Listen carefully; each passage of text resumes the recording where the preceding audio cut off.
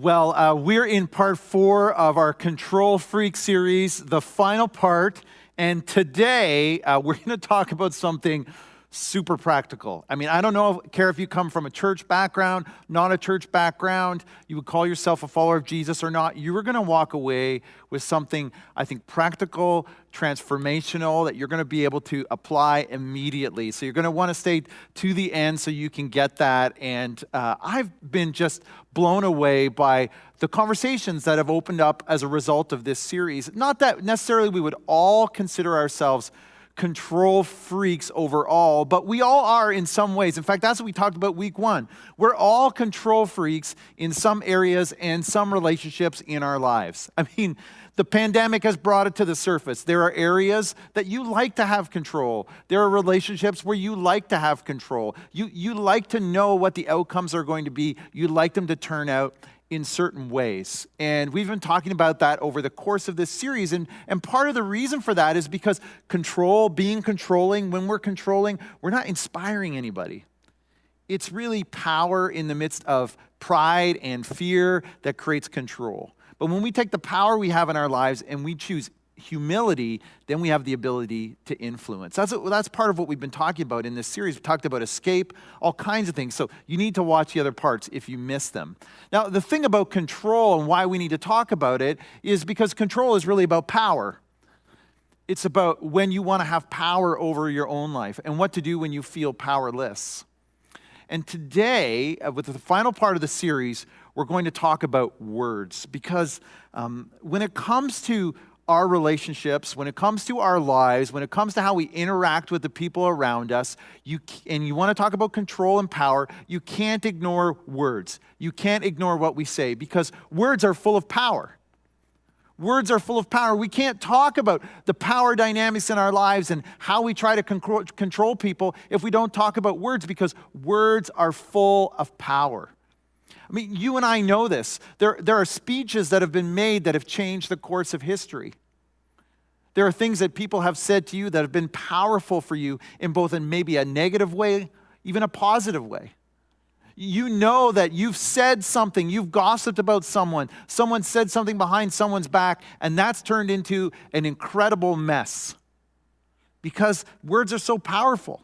I mean, in the cancel culture we see today, one clip of somebody saying one thing and their whole life can change. Never before have words been so full of power. Now, why are words powerful? I want to start there. Why are words powerful? Here's one of the reasons. Words shape people. They shape people. They shape who you become. They shape who you're becoming. Words shape people. I've been golfing this summer with my son Carter, who's 12, and we've been to a number of different golf courses, having a blast. And one of the things that I let Carter do is drive the golf cart. And if you want to work on your control issues, just let a 12-year-old drive the golf cart, and you're going to work on your control issues whether you like it or not. So Carter was driving the golf cart. We were on the 9th hole one day, and we were having some extra fun. I wouldn't say we took the cart on 2 wheels or anything, but we were having some extra fun in the cart. And then we stopped the cart to take our shots. And as we were prepping to take our shots, what we heard, I heard somebody go, hey, hey, and I turned around, and there's the marshal from the golf course, and he stops and he says, hey, your son can't drive that golf cart. And just as he finished saying that, I said to him, I'm so sorry. I didn't realize. It's not a problem. But then it's like he didn't even hear me. After I apologized, he just started to go into this list of explanations as to why my son couldn't drive the golf cart. So I said, hey, I'm so sorry. And all of a sudden he started to say, because your son isn't old enough and he doesn't have a license and your insurance isn't going to cover you if there's an accident and the course's policy. And I'm like, yeah, like it's okay. It's fine. Like, it's not a problem. I apologize. I wasn't aware. But you could see he wanted to make his argument, not because he was angry, but because he was afraid. He was afraid that I was going to yell at him, that I was going to come at him, that I was going to argue with him. And as I left the course that day, I thought to myself, what happened to the marshal of that golf course? What happened to him? What did somebody say to him or do to him one day when he asked him not to drive the cart that made him so afraid? The words of somebody before me had shaped him. it shaped how he responded to me. Words shape people. I was out on a date night with Leslie, it was probably a week and a half ago. And we went out for fajitas, and we were sitting down, the two of us. Server came over, we ordered our fajitas, and I said to her, do you think I could get a side of jalapenos with my fajitas? She said, you can, but I just want to let you know, it's going to cost you $1 extra. I'm like, yeah, it's fine, no problem. She's like, you know that, right? It's going to be an extra $1. And I thought, what happened to her that she has to tell me 2 to 3 times that my jalapenos are going to be an extra $1? Who screamed at her when they got their bill at the end of their meal to say, you charged me an extra $1 and you didn't tell me? Did it come off her paycheck? I don't know. Someone at some point said something to her that's made her overly sensitive about an extra side of jalapenos. Words shape people. Words shape people. And you know what's really sad about that? Is whoever did whatever to the golf marshal and to the server doesn't even remember that conversation. But it's shaping their lives today. You've had words shape you. Someone who said things to you like, you aren't pretty enough, or you aren't smart enough, or you don't have what it takes, or you're not tall enough, you're not short enough, you're not enough, you're not a good son, you're not a good dad, you're not a good wife. And you know what? Some of those words that you've experienced came from inside yourself. Words are powerful because they shape us. That's why we have to talk about them. Words are also powerful because they impact relationships. Words impact relationships. You know this, and I know this. You've said something to your mom. You've said something to your spouse, your girlfriend, your boyfriend, your aunt, your grandmother, your neighbor that has impacted your relationship with them. We've all done that. Some of you have said words to somebody in your life, and that because of what you said or because of what they said, you've never talked to them again. Those are the last words you've ever said to one another. Words impact relationships. I mean, this is so intuitive. You know it, and I know it. But I just want to get to the actual power of the words in our relationships, because I think sometimes we say it, we don't really realize how powerful they are. It's actually proven in a number of different studies, and one of those studies was back in the 70s. John Gottman, who's an incredible guy when it comes to speaking into marriage relationships. You can find him on YouTube. Back in the 70s, they did some research, and he said, you know what? We found something that I can predict within 90% accuracy whether a couple is going to remain married or they're going to divorce. And he said, this is what we found that is a big indicator for us. Relationship ratio. And this is in relationships that do well, they have locked down the magic relationship ratio. What is it? It's 5 positive, 1 negative. Magic ratio. Now, these 5 positives can be small things like empathy and thanks and an apology and forgiveness. It could be almost anything, but 5 positive relationships to every negative. And that's actually become part of our culture. I had somebody say to me the other day, like it takes 5 positives to erase a negative. That's the power of words. And that's the power of negative words in particular. Because you know what? You know this, I know this. We remember all the negative words way more than we remember the positive ones. We do. We do. And when someone is trying to control you, often those are the negative words you remember. When someone is trying to control you and manipulate you, those are the negative words that you remember. They're not gaining influence and they're not inspiring you to live. They're controlling you with negativity, and you're remembering that. That's not the kind of person you want to be. It's not the kind of person I want to be.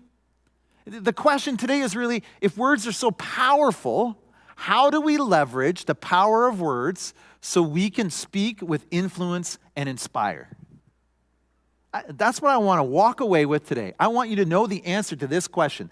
How do we leverage the power of words so we can speak with influence and inspire people? Because control doesn't inspire anyone.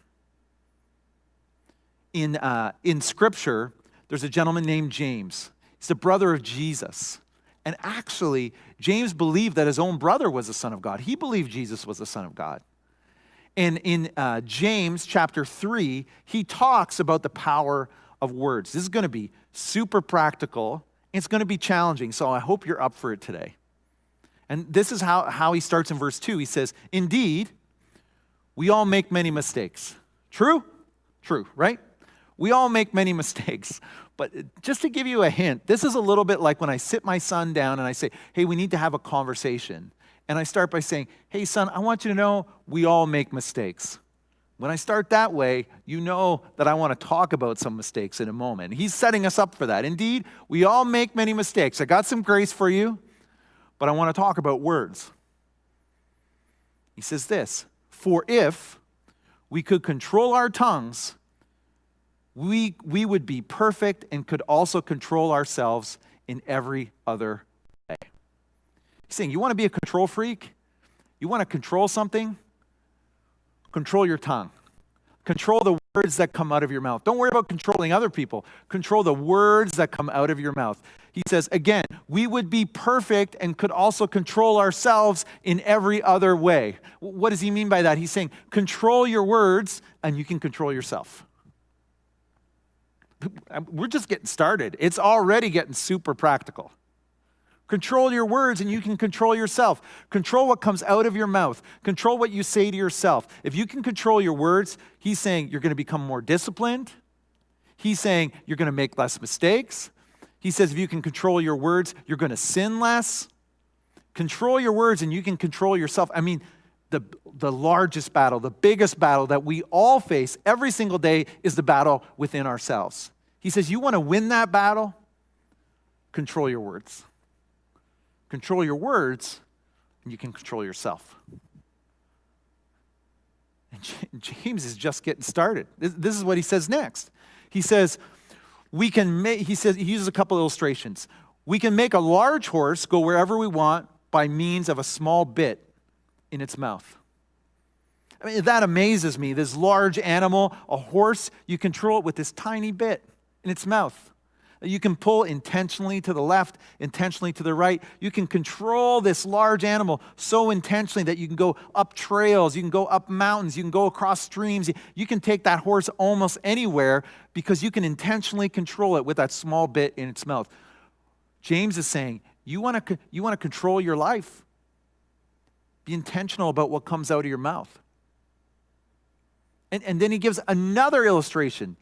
Equally as clear. He says, and a small rudder makes a huge ship turn wherever the pilot chooses to go, even though the winds are strong. And this is amazing to me because of its clarity. It says you can have a ship. Back then, the largest ship might have been up to 200 people.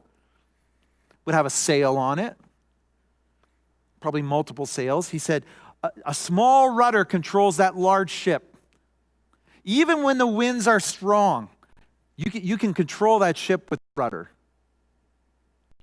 I mean, what James is really saying here is when you think about the words that come out of your mouth, those words can take you and take the people around you in a place that you should go and a place that you shouldn't go. All of it out of that small tongue of yours.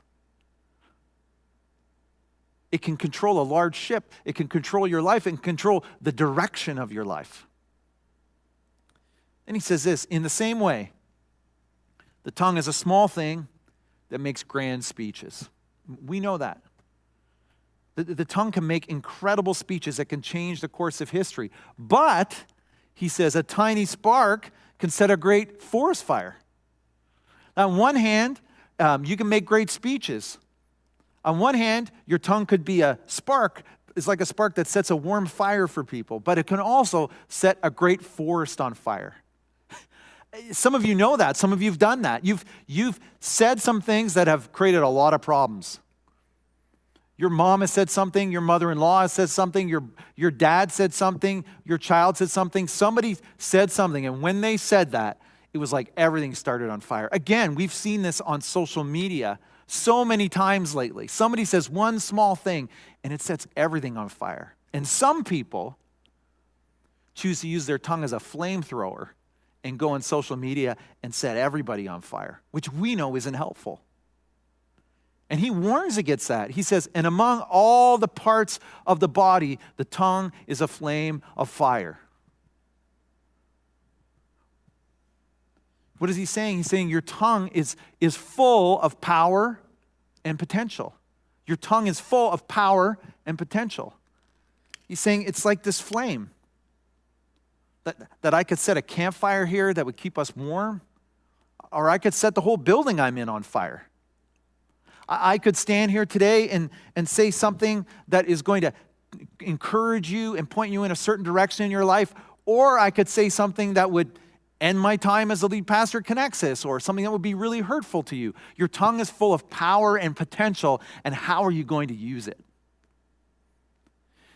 Then he says this, he wants to give us a warning around it again. He says, it is a whole world of wickedness corrupting your entire body, the tongue can be. It can set your whole life on fire if you aren't careful. For it is set on fire by hell itself. So much evil can also come out of our tongue. So much potential for good, so much for potential for evil. He says people can tame all kinds of animals and birds and reptiles and fish. I mean, the whole animal kingdom. But no one can tame the tongue. It's restless, it's evil, it's full of deadly poison. He's saying, hey, there's two sides to this. There's potential to do something incredible, and there's potential to do something evil. And he starts to illustrate now kind of both coming out of our mouths at the same time. He says, sometimes it praises our Lord and Father, and sometimes it curses those who've been made in the image of God. I've done this. I'm in the car, I'm driving the car, I've got a song on, some sort of worship song. I'm singing the song in my car, and then get out of my car, and what do? I speak harshly to my son, or I speak harshly to my wife. The tongue that was just praising God is now cursing the people who've been made in his image. In fact, it's cursing the people who I love the most. And we've talked about this. I mean, we speak the most harshly to the people who we love the most, who we believe are made in the image of God. And he says, and so, blessing and cursing come pouring out of the same mouth. Surely, my brothers and sisters, it's not right. And then he uses this image. Does a spring of water bubble out with both fresh water and bitter water? I mean, I think we've known people. You know people who are like this. You've done this yourself. People who you think, man, when I speak to them, it's so refreshing. And people who speak to you, when they speak to you, they're so bitter about life. Are you the kind of person who speaks fresh water or bitter water? James is saying, man, you can't really speak both. And then he gives a similar illustration. Does a fig tree, which would be sweet, produce sweet figs, instead produce olives? Or a grapevine produce figs? No, and you can't draw fresh water from a salty spring. Instead of sweet figs, does it produce salty olives, bitter olives? You can't draw fresh water from a salty spring. Again, he's making these same illustrations of what comes out of your mouth. Is it fresh? Is it sweet? See, when this passage gets preached on, often what happens is it's about what you say, the words that you choose. And that's part of what today is about, and that's important. But there's something between the lines of this passage that I want to talk to you about today, because I think it's the key, the secret key, really, to speaking in a way that influences people with power. And it's this one thing: tone. It's tone. It's not just what you say, it's how you say it. That's what my mom would say. You know, when we see James 3, what happens is we can start to think it's all about what I say and what I've said and who said what to me and what their words were. But a big part of this is tone. In fact, in some cases, you've been hurt by words, and it's not actually the words that were said. It's not sort of the concept that was shared with you. It's not what somebody challenged you with. It was the way they said it that hurt you. I'm going to ask you a question. Brace yourself for this. How would the people closest to you describe how you speak to them? The tone. Is it cynical? Is it sarcastic? Is it angry? Is it bitter? How would the people close? But Steve Jobs, as everybody knows, made some incredible technological advancements. The guy is a genius. And in fact, whatever phone you own today started with Steve Jobs. It's revolutionized communication across our globe. Things will never be the same because of the technological advancements Steve Jobs made. And the phone is the most common, but there's so many others. And the technology within the technology is amazing in itself. But you don't have to read much about Steve Jobs to find out that, well, he made some incredible advancements. He wasn't the easiest guy to live with, and he definitely wasn't the easiest guy to work for. And as much as the iPhone has become part of his legacy, so is his tone. People remember his tone. Your words create the tone of your legacy. It's not just the business that you're building, if you're building a business today, but how are the people around you experiencing you as you build that business? It's not just the family that you're raising today, but how are your family experiencing the tone of your words as you build that family? It's not just your friendships, it's not just your coworkers, it's not just your family and what you're accomplishing with them and the time you're spending with them, but what is your tone along the way? Because the tone creates an important part of your legacy. Tone is powerful. So what is the tone of a powerful word? How do you speak words with power? How do you have a tone that makes your words powerful, that gives you influence and gives you inspiration? What kind of tone should you speak with? Well, you know what? The secret is in James 3. We've already seen it. I'm going to put it on the screen for you. Tone of powerful words is intentional, like a bit in a horse's mouth. Intentionally choosing what you're going to say as you pull the reins of your tongue, and be intentional of how you speak to the people around you as you build into them. The tone of a powerful word is wise, like the rudder of a big ship, guiding it in the right direction, in wisdom. Tone of powerful words are warm, like a fire, not blazing hot like a forest fire, but like a campfire that makes people want to gather around. The tone of powerful words is refreshing, like fresh water, not bitter water, but the kind of refreshing person that you want to hear from. And the tone of powerful words is sweet, like a fig, not bitter or salty, like an olive. If you want to have if you want to inspire people, if you want to have influence, if you want to use your words with power, it's not necessarily just about what you say, it's about how you say it. And how you say it is incredibly powerful. As one famous person once said, people aren't going to remember what you said. They're not going to remember what you did, but they're going to remember how you made them feel. That's what this is. It's power, intentional, wise, warm, refreshing, and sweet. Now, when I was reading the passage and I saw this, there's part of me, if I'm honest, and because I know some of you are asking this, I thought, what about the truth? Like this, sweet, like that's how my grandma used to talk, sweet. What about the truth? Is this about not saying the truth? Is this just about telling everybody what they want to hear?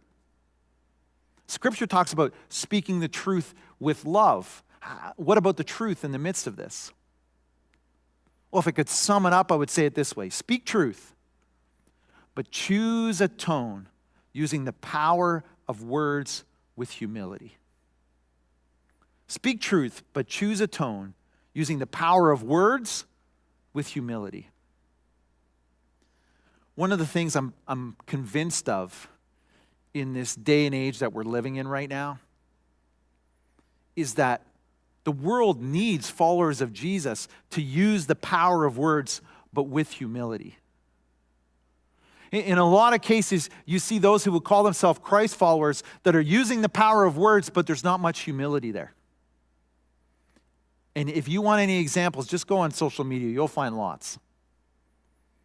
Because our world needs us, those of us who are Christ followers, to speak into the issue of racism, to speak into the issues of inequity, to speak into the issues of social justice. The world needs the church more now than ever, but not to scream out in power like a flamethrower and set everything on fire, but to speak with a tone of humility, a campfire that makes people want to gather around.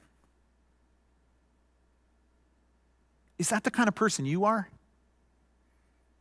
The kind of person who speaks truth but chooses to do so with a tone with the power of words with humility. They choose a tone where it's powerful words but with humility. I mean, that's what I want you to think about this week. Will the tone of my words communicate humility in power?